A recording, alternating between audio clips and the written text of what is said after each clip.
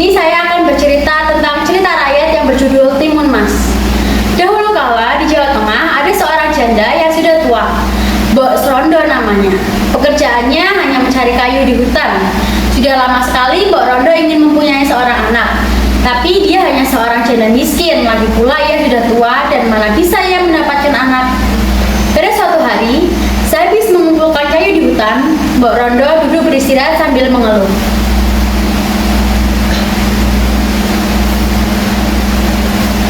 Seandainya aku mempunyai seorang anak, beban hidupku agak ringan sebab ada yang membantu bekerja.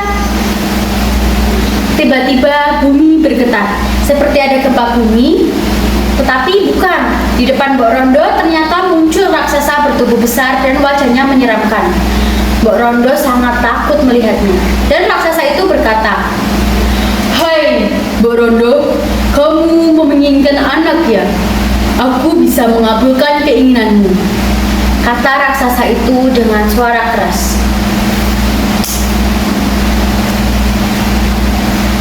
"Benarkah?" tanya Mbok Rondo. Rasa takutnya mulai menghilang. "Benar, tapi ada syaratnya.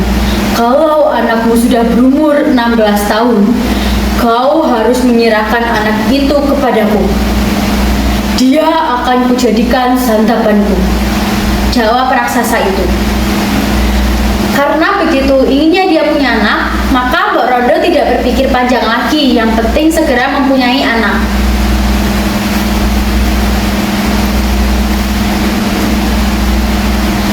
"Baiklah, aku tidak keberatan," jawab Mbok Rondo. Kemudian raksasa itu memberi biji mentimun kepada Mbok Rondo, dan Mbok Rondo segera pulang dan menanam benih itu di halaman rumah belakang. Setiap hari Mbok Rondo menyirami biji timun itu. Ajaib, 2 minggu kemudian tanaman itu sudah berbuah. Buahnya sangat lebat sekali. Di antara sekian banyak mentimun yang tumbuh, ada satu buah yang sangat besar, warnanya kekuningan. Kalau tertimpa sinar matahari, buah itu berkilau seperti emas. Mbok Rondo sangat tertarik pada buah mentimun yang paling besar itu. Ia memetiknya dan membawa pulang buah yang paling besar itu. Sampai di rumahnya, Mbok Rondo mengambil pisau dan membelah buah itu. Lalu ia membukanya dengan hati-hati. Ajaib, ternyata ada seorang bayi perempuan yang cantik.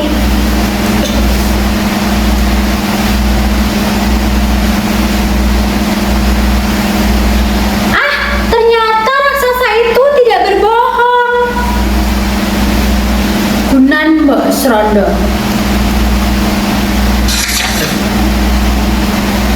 Sekarang aku punya anak perempuan. Aduh, senangnya hatiku. Mbok Rondo sangat gembira.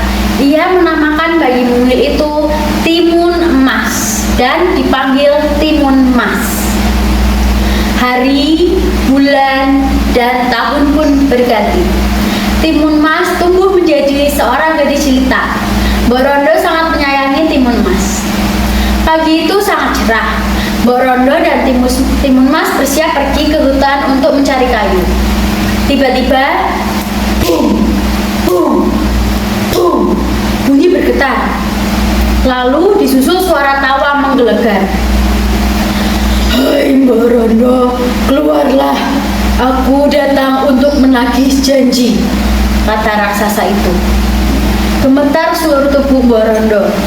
Cepat-cepat ia memeluk Timun Mas, lalu membisikinya agar gadis itu sembunyi di kolong tempat tidur. Lalu Mbok Rondo keluar menemui raksasa itu.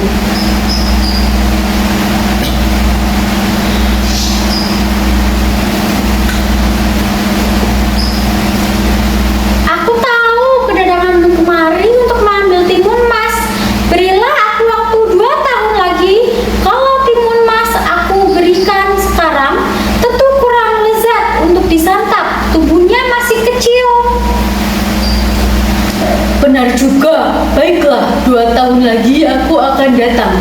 Kalau bohong, kamu akan kutelan mentah-mentah, ancam raksasa itu. Sambil tertawa, raksasa itu pergi, lalu meninggalkan rumah Mbok Rondo. Mbok Rondo menghela nafas lega.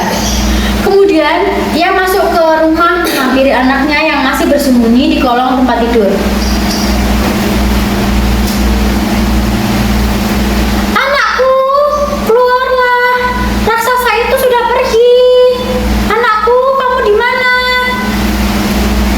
kata Mbok Rondo. 2 tahun kemudian, Timun Mas sudah dewasa, wajahnya semakin cantik, kulitnya kuning langsat. Tapi Mbok Rondo cemas jika teringat akan janjinya kepada si raksasa. Pada suatu malam, ketika Mbok Rondo sedang tidur, ia mendengar suara gaib dalam mimpinya. "Hai Mbok Rondo, kalau kau ingin anakmu selamat, mintalah bantuan kepada seorang pertapa di Bukit Gandul." Esok harinya, Mbok Rondo pergi ke Bukit Gandul.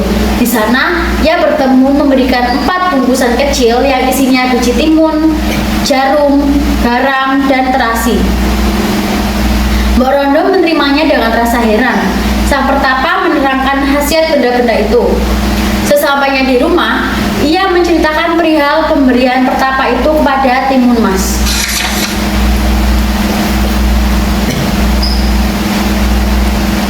"Anakku, mulai saat ini kamu tidak perlu cemas.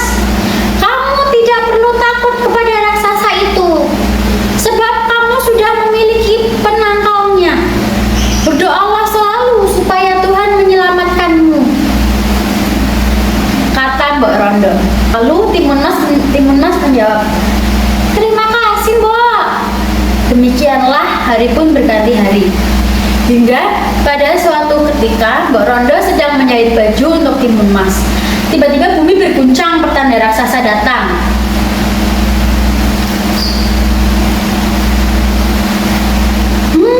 Timun Mas raksasa itu datang lagi rupanya, gumam Mbok Rondo. Dan benar saja, tak lama kemudian raksasa itu sudah berada di ambang pintu. "Mana Timun Mas? Ayo, cepat serahkan dia padaku. Aku sudah sangat lapar," kata raksasa dengan cara menggelegar. Mbok Rondo keluar dengan tubuh gemetar. "Baiklah, aku akan membawa dia keluar," kata Mbok Rondo. Ia segera masuk rumah. Diambilnya bungkusan pemberian sang pertapa, kemudian diberikan kepada Timun Mas.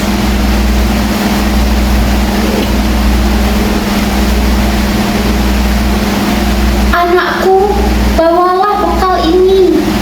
Kemudian pergilah lewat pintu belakang sebelum raksasa itu menangkapmu."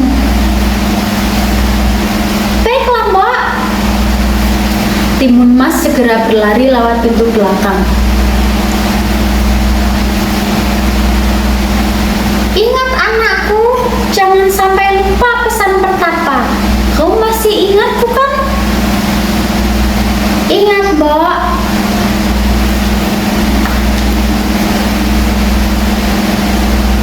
"Baik, sekarang kau cepat larilah." Tidak berapa lama kemudian, raksasa sudah memanggil Mbok Rondo. "Mbok Rondo, mana Timun Mas?" Suara raksasa itu terdengar tidak sabar. Maafkan aku, raksasa." "Apa? Ada apa?"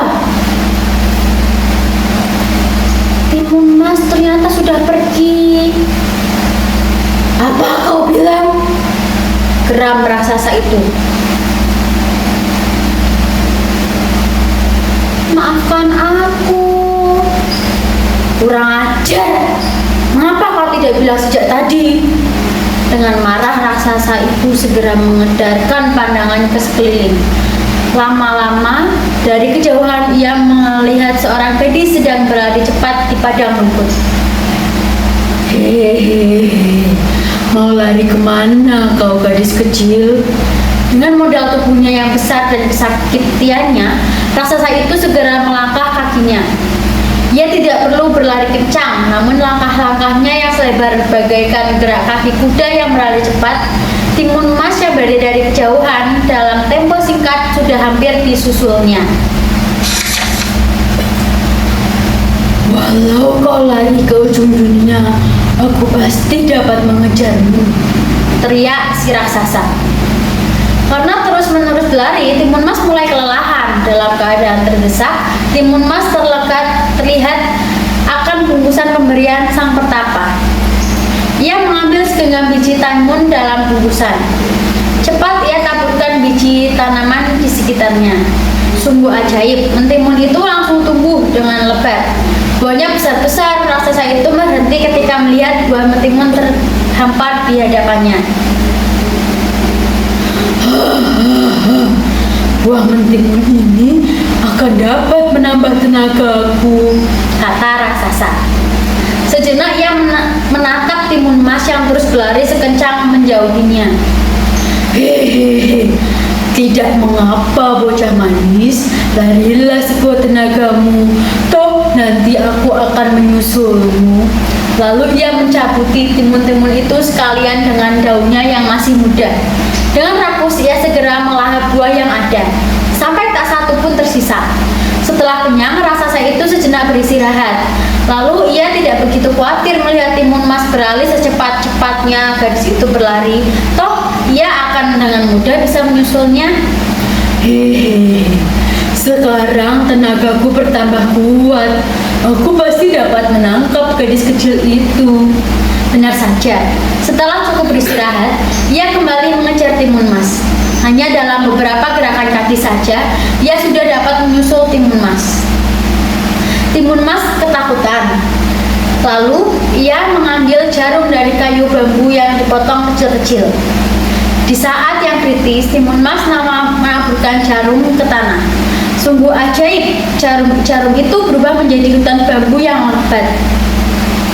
Raksasa itu berusaha menembusnya, namun tubuh dan kakinya terasa sakit karena tergores dan tertusuk bambu yang patah.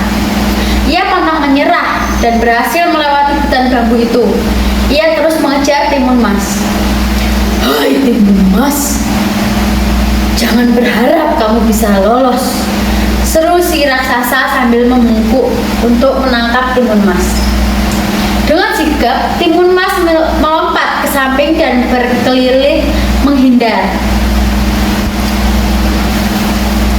Oh, hampir saja aku tertangkap. Timun Mas terengah-engah. Keringat mulai membasahi tubuhnya. Ia ingat pada bungkusan pemberian pertapa yang tinggal 2 itu. Isinya garam dan terasi. Ia segera membuka tali pengikat bungkusan garam. Garam itu ditaburkan ke arah si raksasa. Seketika butiran garam itu berbuah menjadi lautan. Raksasa itu sangat terkejut karena tiba tubuhnya tersebut ke dalam laut. Ia berkat kesaktiannya, ia berhasil berenang ke tepi. Ia kembali mengejar Timun Mas. Merasa dipermainkan, kemarahan raksasa itu semakin memuncak. bocah kurang ajar, kalau tertangkap akan kutelan kau bulat-bulat.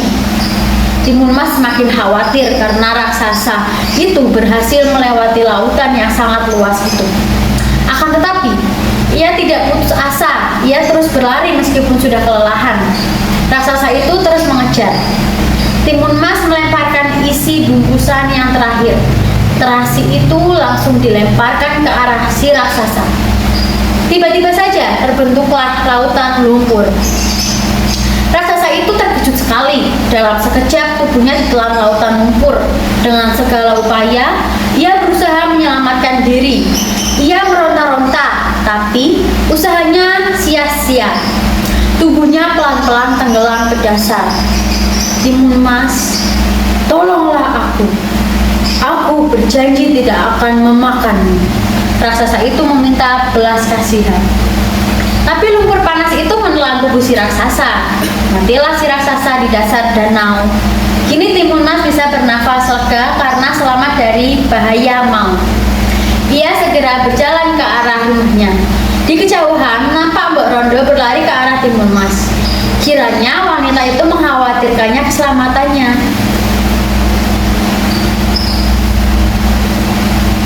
Syukurlah anakku, ternyata